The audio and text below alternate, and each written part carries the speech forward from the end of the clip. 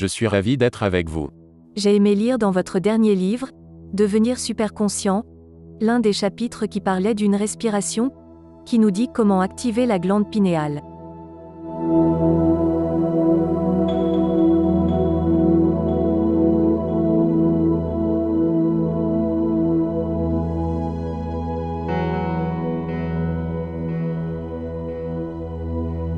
Oui, nous avons une image de notre corps, représentée dans notre esprit, et nous avons un esprit dans notre corps.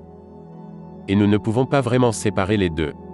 Il n'y a jamais un instant sans lequel le corps influence l'esprit, et il n'y a jamais un instant sans lequel l'esprit influence le corps. En fait, ils ne font qu'un. Alors, la majorité des pensées qu'ont les gens sont connectées à certaines émotions qui activent des centres hormonaux spécifiques dans le corps. Par exemple, si vous avez des pensées qui vous mettent en colère, vous allez libérer certains agents chimiques qui activeront votre système surrénal. Vous activerez alors vos systèmes de survie. Si vous ressentez de la souffrance, de la douleur ou de la culpabilité, vous produisez une réaction biochimique différente, qui active différents centres hormonaux.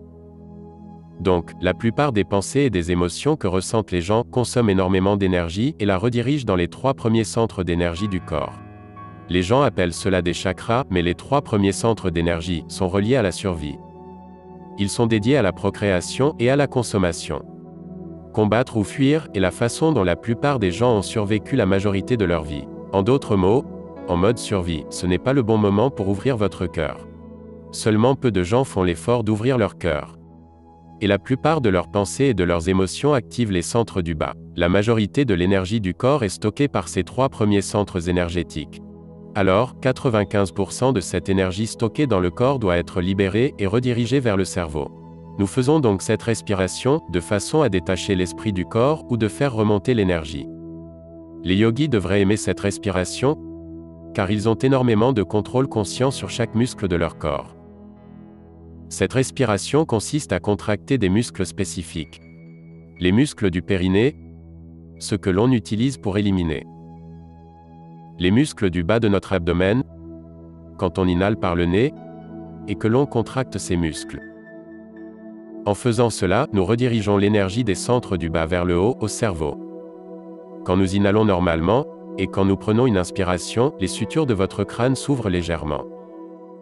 Et la base de votre colonne vertébrale appelée le sacrum, en forme de triangle inversé, fléchit vers l'arrière. Donc, quand vous inspirez, ces sutures s'ouvrent, votre sacrum part vers l'arrière, et le liquide rachidien circule librement. Quand vous expirez, le sacrum part vers l'avant, et les sutures se referment. Cela pousse le liquide rachidien vers le haut. Alors, inspirer et expirer commencent à répandre une onde. Parlons de cela un moment. Car, je pense que beaucoup de gens, en Occident, et dans le monde moderne, croient que pour faire de réels changements, dans leur corps, ils doivent faire ces grands mouvements de gymnastique. Que ce soit pour le yoga, un long et difficile cours de yoga, ou de la musculation, le crossfit, ou encore d'autres tendances. Quelque chose de vraiment agressif, dans la façon d'exécuter les mouvements. Cela semble être vu comme la voie principale de faire de vrais changements, pas seulement physiques, mais aussi physiologiques, à l'intérieur du corps. Et juste par la façon dont vous articulez ces systèmes sensibles, le liquide céphalorachidien, et la relation entre le crâne et le sacrum. Cela provoque des changements très profonds, simplement par la respiration, et nous respirons naturellement tout le temps. En effet, le liquide céphalorachidien est constitué de protéines, de sels et de solutions. Et les protéines, le sel, ainsi que les solutions, ont une charge électrique. Quand vous les mettez dans une solution, ils possèdent une charge négative ou positive. Donc, quand vous inspirez, que vous faites circuler le liquide céphalorachidien jusqu'au cerveau et que vous accélérez ces molécules chargées électriquement. Selon la physique, quand vous accélérez une molécule chargée électriquement, vous créez un champ invisible appelé un champ d'inductance. Maintenant, il y a de l'information allant de votre cerveau à votre corps, puis de votre corps à votre cerveau, continuellement. Quand vous faites cette respiration et que vous accélérez ces molécules chargées, vous créez ce champ d'inductance qui se dirige dans une direction précise. Et d'un coup, toute cette énergie provenant des centres inférieurs se dirige vers le cerveau. Si vous le faites correctement, et avec passion, vous ferez circuler ce liquide. Viendra alors le moment dans lequel le système nerveux sympathique s'activera et fusionnera avec le système nerveux parasympathique. Quand cela arrive, toute l'énergie que vous aviez utilisée pour faire un enfant, toute l'énergie que vous aviez utilisée pour digérer un repas, toute l'énergie que vous aviez utilisée car vous étiez stressé au lieu de la libérer chimiquement, cette énergie est redirigée vers le cerveau. Toute cette énergie va directement dans le cerveau limbique et active une glande, appelée la glande pinéale. La glande pinéale est une glande spécifique qui fabrique la sérotonine et la mélatonine. Et quand cette énergie rencontre cette glande, elle commence alors à produire de puissants métabolites. Les métabolites sont de petites cellules. Soudainement, le cerveau devient super lucide. Les ondes cérébrales que nous avons mesurées dans ce cas sont de très hautes ondes cérébrales gamma. La personne est alors super consciente. Il y a maintenant plus d'énergie dans le cerveau. Quand cela arrive, tout ce qui se passe dans leur tête devient plus réel. Quelque part, ils ont un orgasme cérébral. Ils sont alors dans un état d'extase. Vous transformez la colère, vous transformez la peur, vous transformez la culpabilité ou la souffrance en énergie pure. La douleur aussi? La douleur aussi, oui. Donc, la libération de cette énergie, des centres inférieurs jusqu'au cerveau, commence à créer une polarité puissante. Une charge positive en haut, une charge négative en bas, et le corps devient comme un aimant. Vous produisez alors un champ électromagnétique invisible. Maintenant le corps libère de l'énergie. Une fois que la glande pinéale est activée, elle envoie un signal à l'hypophyse. L'hypophyse libère alors deux puissants métabolites, appelés ocytocine et vasopressine. L'ocytocine active l'oxyde nitrique. L'oxyde nitrique fait que les artères du cœur commencent à se dilater. Et soudainement, vous ressentez une quantité incroyable d'amour. L'ocytocine est l'hormone de l'amour. Quand vous ressentez l'amour et la gratitude, vous vous ouvrez. Il y a alors un champ inversé qui arrive dans le sens inverse. Nous l'avons mesuré. La seconde hormone, appelée vasopressine, a pour rôle de faire en sorte que les cellules absorbent de l'eau. Donc, les gens qui ont des infections urinaires chroniques, des infections intestinales, des allergies alimentaires, des indigestions, des reflux gastriques. Ils doivent tous faire la même respiration? Oui, la même respiration. C'est juste une libération de l'énergie. Et quand cette énergie se met en mouvement, et qu'elle arrive au cerveau, nous l'avons mesuré sur beaucoup de scanners cérébraux. Nous pouvons même prédire quand cela va se produire. Avez-vous observé des différences au niveau de la vitesse à laquelle cela arrive? Quand les gens ont ce niveau supérieur d'intention, tel que vous l'avez spécifié, à propos de cette intention de faire l'amour à votre cerveau, ou alors de puiser cette énergie et cette intention dans quelque chose d'autre, mais en le faisant et en le mettant en pratique avec passion. Tout à fait. Nous leur jouons de la musique très inspirante, et nous les motivons. Ils donnent du sens à ce qu'ils font. Autrement dit, quand ils inspirent et qu'ils propulsent toute cette énergie vers le haut jusqu'au cerveau, je leur demande de retenir leur respiration et de contracter leurs muscles un peu plus fort. Quand vous retenez votre respiration en contractant fortement ces muscles, vous augmentez ce qu'on appelle la pression intra-abdominale. La pression intra-abdominale est ce que vous utilisez quand vous soulevez quelque chose et que vous contractez vos entrailles. La glande pinéale est située à la base du troisième ventricule. Et à l'intérieur de la glande pinéale se trouvent de petits cristaux de carbonate de calcium. Ils sont en forme de losange et s'empilent les uns sur les autres. Si vous étudiez la recherche, et je l'ai étudié, la glande pinéale est aussi appelée transmetteur neuro-endocrinien, possédant des propriétés piézoélectriques. Tout ça, ce sont de grands mots. Mais l'effet piézoélectrique s'applique quand vous appliquez un stress mécanique à des cristaux, et que cela produit une charge électrique. Alors, le fait d'inspirer et de diriger cette respiration vers le cerveau avec passion, tout en contractant ses muscles. Les yogis font cela très bien. Puis retenir votre respiration, vous exercez une pression contre la glande pinéale. Et quand vous commencez à comprimer ces cristaux empilés, vous produisez alors un effet piézoélectrique. Vous appliquez un stress mécanique et vous le transformez en charge électrique. Vous activez électriquement ces cristaux. Et ces cristaux sont très sensibles aux fréquences.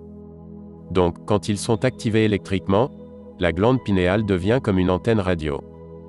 Elle peut maintenant recevoir des fréquences plus rapidement que la vitesse de la lumière. Pourquoi c'est important? Car là tout de suite, votre glande pinéale est en train de déterminer s'il y a suffisamment de lumière dans cette pièce. Et s'il y en a suffisamment, elle produira un neurotransmetteur appelé sérotonine. Et la sérotonine maintient votre cerveau actif et éveillé, ce qui vous permet de fonctionner de manière consciente. Mais quand la lumière baisse et commence à disparaître, la sérotonine laisse la place à la mélatonine. La mélatonine est le neurotransmetteur du sommeil. Elle nous aide à nous endormir.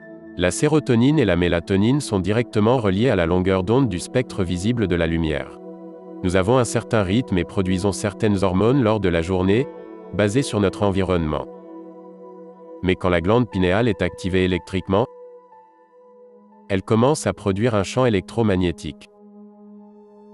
Celui-ci diffuse un signal, et les cristaux s'étirent jusqu'à ce qu'ils ne puissent plus s'étirer. Le champ se rétrécit alors et compresse les cristaux. Vous voilà maintenant avec une petite antenne radio, dans la glande pinéale, et celle-ci peut capter des fréquences qui sont plus rapides que les ondes lumineuses. C'est ce qu'on appelle le quantique. Elle va donc capter une fréquence et la transducter. Un transducteur est comme une télévision, il reçoit une fréquence et la transforme en image. À ce moment-là, la personne a une vision intérieure. Et cette vision intérieure est bien plus réelle que le monde dans lequel nous nous trouvons actuellement. Ensuite, la mélatonine se transforme en des hormones plus puissantes. Deux d'entre elles sont les antioxydants les plus puissants connus de l'homme. Anti-cancer, anti-vieillissement, anti-maladie cardiaque, anti-AVC, anti-neurodégénératif et anti-inflammatoire. L'autre hormone est la même que celle que l'on trouve chez les animaux qui hibernent. Pas de pulsion sexuelle, pas d'appétit, pas de préoccupation du monde extérieur, car le monde intérieur devient plus réel. Le corps entre en état de stase, ce sont les mêmes agents chimiques que lorsque la chenille se transforme en papillon. Prenez cette molécule et transformez-la à nouveau, et vous obtenez un benzodiazépine qui se fixe dans les mêmes récepteurs. Le benzodiazépine désactive les centres de la survie dans le cerveau. Prenez cette molécule et transformez-la encore, et vous obtenez la même molécule que l'on retrouve dans les anguilles électriques. Une hormone phospholuminescente très puissante, transformez-la encore une nouvelle fois, et vous obtenez de la DMT, la substance hallucinogène la plus puissante jamais connue. C'est là que les gens ont une vision. Et c'est pourquoi elle est appelée le troisième œil. Je l'appelle le premier œil, car quand elle libère ses élixirs, nous pouvons avoir de profondes expériences mystiques. Donc, extirper l'esprit du corps revient à libérer de l'énergie et cela produit un champ électromagnétique. Et quand les systèmes latents s'activent, nous pouvons maintenant accéder à de l'information qui provient non pas de notre réalité tridimensionnelle, mais nous accédons à de l'information provenant du champ quantique. Le cerveau transformera alors cette fréquence transportant des informations en images très profondes. La personne connaîtra alors une expérience sensorielle complète sans l'aide de ses sens. Et cette expérience sera bien plus réelle que le monde dans lequel nous nous trouvons actuellement. Pour avoir eu des expériences assez visuelles, et dans la méditation aussi, j'ai pu expérimenter tout cela. Et j'ai remarqué que ce n'est pas le système nerveux de tout le monde qui est prêt à ce genre de charge. Vous l'avez mentionné plus tôt, le fait que le système nerveux doit être capable de contenir cette charge, cette fréquence. Pourriez-vous nous en dire plus sur le sujet? Bien sûr. Je suis tombé inconscient, je ne sais plus, des centaines et des centaines de fois. Je vois un flash de lumière, l'énergie va directement dans mon cerveau, et waouh, c'est l'expérience la plus divine de ma vie. Parfois je m'en souviens, et parfois j'ai oublié, mon corps se met à faire toutes sortes de choses bizarres car c'est de l'information qui traverse le corps. Et celui-ci doit être capable d'accueillir cette fréquence. Donc, qu'il y ait un blocage, ou bien qu'elle puisse passer librement, l'énergie trouvera le moyen de circuler dans le corps. Et cela fera que le corps se mettra à faire toutes sortes de choses folles et sauvages. Mais c'est juste de l'information.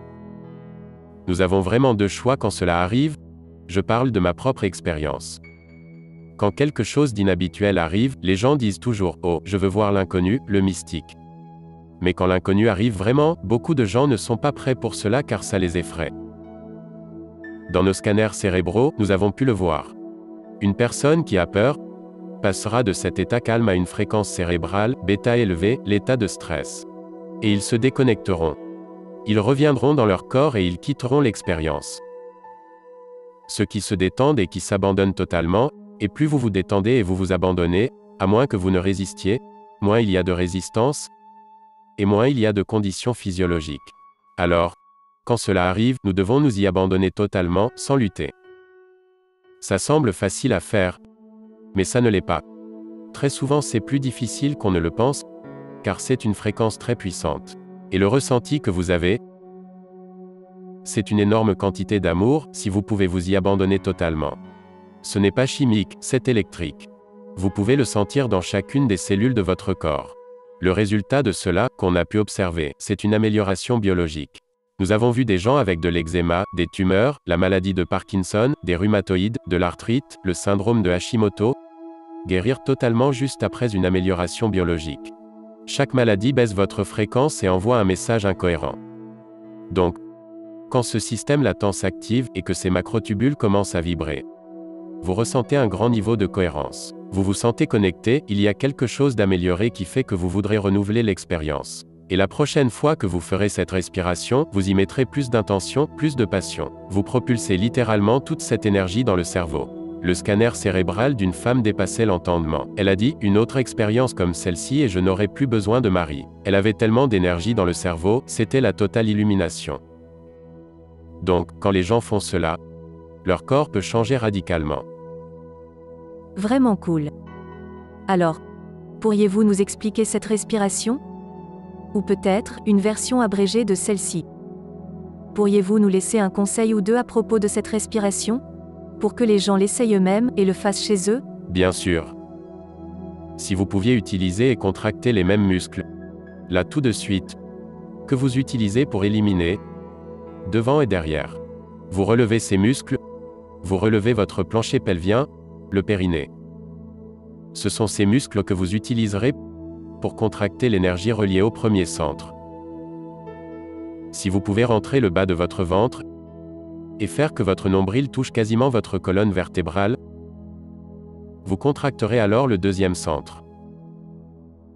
Ensuite, contractez le haut de vos abdominaux, cela extraira l'énergie hors du deuxième centre. Le fait d'inspirer par le nez pendant que vous contractez tous ces muscles en même temps vous permet d'envoyer l'énergie là où vous voulez qu'elle aille. Directement au sommet de votre tête. Alors, si vous placez votre doigt au-dessus de votre crâne, en appuyant bien dessus et que vous le retirez ensuite, si vous arrivez à garder votre attention à cet endroit, et sachant que l'énergie se dirige là où vous placez votre attention, ce sera donc votre cible.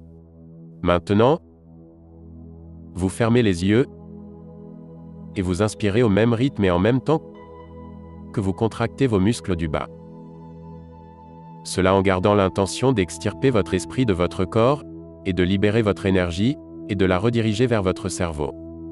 Alors que vous prenez une inspiration lente et régulière, faites-la suivre la contraction de votre périnée, le bas de votre ventre, puis du haut de votre ventre, jusqu'au torse. Ça passe par la gorge, le cerveau, jusqu'au-dessus de votre tête. Quand vous arrivez au-dessus de votre tête, retenez votre respiration, et contractez ces muscles encore plus fortement. Pompez ce fluide dans l'arrière de votre cerveau, retenez-le, puis expirez, relaxez-vous et ressentez-le. Au début, quand vous apprenez quelque chose de nouveau, vous devez le pratiquer de nombreuses fois, c'est mécanique. Mais à mesure que vous le pratiquerez, cela deviendra plus intuitif et moins réfléchi. Cela deviendra automatique. Donc, inspirez en contractant le périnée, le bas puis le haut du ventre. Et alors que vous continuez d'inspirer, vous suivez l'énergie qui parcourt votre torse, votre gorge, votre cerveau, jusqu'au sommet de votre tête. Quand vous arrivez au sommet de la tête, relâchez les épaules, tenez-vous bien droit, contractez ces muscles un peu plus fort. Mettez toute votre attention sur le sommet de votre crâne et poussez ce liquide qui va compresser les cristaux de votre glande pinéale. Retenez votre respiration quelques secondes, relâchez et ressentez l'effet dans votre cerveau. Quand vous faites cela, j'aimerais vous recommander d'écouter de la musique sans paroles, mais qui possède un rythme avec des percussions que vous pouvez interpréter pour le mouvement de l'énergie. Quand l'énergie atteint votre cerveau, n'ayez pas peur. C'est juste une libération d'énergie. Quand ça arrive, gardez les yeux fermés et recommencez. Je vous recommande d'essayer pendant 5 minutes au début, puis d'allonger à 10 minutes par la suite, habituellement, quand les gens le font correctement. Ils ont une quantité impressionnante d'énergie dans leur cerveau. Nous savons aujourd'hui que cette respiration apporte une meilleure cohérence cérébrale, elle augmente la quantité d'énergie dans le cerveau, elle active le système nerveux automatique, et nos scanners cérébraux montrent qu'elle stimule la glande pinéale. Voici donc tous les ingrédients importants pour vivre une véritable expérience mystique.